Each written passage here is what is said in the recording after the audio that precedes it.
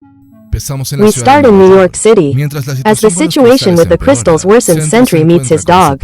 He remembers the past. When he was a boy, he thought that beings, loved ones, stay with one even when they no longer had a body, but then he heard the case of Laika, the little dog he couldn't save, condemned to floating in space forever. Bob learned what it means to be insignificant and has felt that way ever since, because he never has always been powerful. He has always felt alone, music empty. Like her, Sentury wonders what would happen if the same thing happened to all of humanity as he did. Like a Robert tells his dog that he loves him very much and then returns to the tower. There he meets the Hulk. Sentury asks him what's wrong. Hulk replies that crystals are stupid, he is trying to help. Meanwhile, at Fisk's corporation offices, everyone has been gathered and informed about Wilson's condition. He will probably die in the next few hours. Nevertheless, he has left a safeguard. Each of these people in front of him has an envelope. Inside is written all the evidence Fisk has been collecting against each one of them. This evidence will be released to the press if Fisk happens to die. So the head of the board asks everyone to start praying that Fisk doesn't die, or else they will also do music.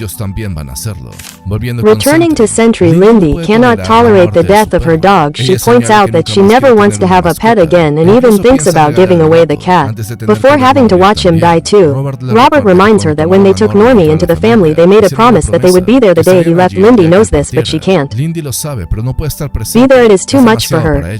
Sentury understands her, but the time has come. Lindy wonders why this has to be so difficult, and Sentury, as he turns into the void, replies music that he doesn't know he couldn't use his powers like this. Lindy asks if he is alright. Bob says yes, but now he has to go. Before leaving, Lindy stops him and asks him to give him at least one more week to live. Refuses. He doesn't know how to explain that he can't do it, but he can't do it. Music at the same time in the building. Baxter, Reed, and the Fantastic Four are analyzing the crystals' music. They do not appear to be of extraterrestrial origin, but beyond that they know nothing about them. Reed asks everyone to stay alert. He needs a crystal sample that is not inert.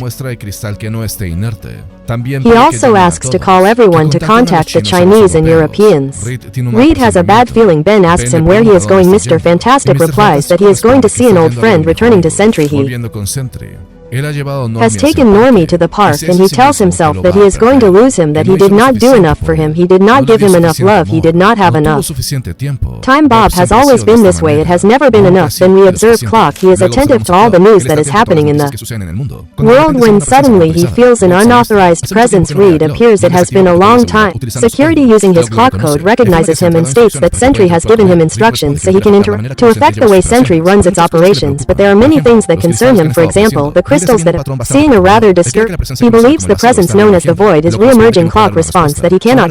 However, Sentury has allowed him to tell you he is trying to resolve personal issues. Music, using it simpler terms. Clock explains that Sentury has created therapy mode. This way Clock can help him directly, as is connected to the Void entity, and with every action the Void takes, it imposes itself, being its opposite. Practically ineffective. Clock confirms this, but Sentury is looking for a solution. Reed asks him what solution. Give him that information, but he knows that neither Sentury nor the Void can completely disappear. Reed then proposes they find a way to coexist, and then asks Sentury's location, but Clock can't give them. Sentury is dealing with a personal issue. He is at the vets. The doctor has put doing the right thing. He isn't suffering anymore. In a few moments he will administer more sedative, and now Normie. Then they will inject the poison. Normie's heart will stop, and he will no longer feel any pain. The doctor hands Bob a bell. Take all the time you need. When you think the moment has come, just ring them.